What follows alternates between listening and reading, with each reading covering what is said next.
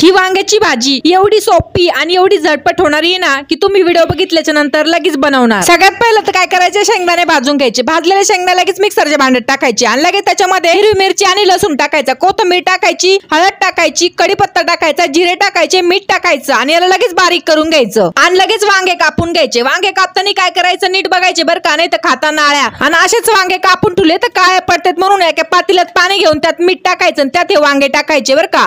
आणि लगेच बारीक केलेला मसाला याच्यामध्ये भरून घ्यायचा आणि लगेच चिकट गॅसवर तेल टाकून कढई ठेवायची। कढईतलं तेल गरम झालं का लगेच मोहरी जिरे टाकायचे आणि हे एक एक वांग त्याच्यात सोडून द्यायचं आणि त्यात मीठ टाकायचं आणि झाकण ठेवून 2 मिनिटं असं त्याला थोडं वाफवून द्यायचं बरं का, म्हणजे वांगे चांगले शिजत येतं। त्याच्यानंतर लगेच लाल तिखट आणि थोडा गरम मसाला टाकायचा आणि थोडं मिक्स करायचं आणि लगेच आपण बारीक केलेला उरलेला मसाला ना तो त्याच्यात टाकून द्यायचा। मसाल्याला 1-2 मिनिटं याच्यात भाजून द्या आणि थोडं पाणी टाकून याला बारीक गॅसवरती 7-8 मिनिटं शिजून द्या। नंतर कोथिंबीर टाकायची आणि खायला घ्यायची।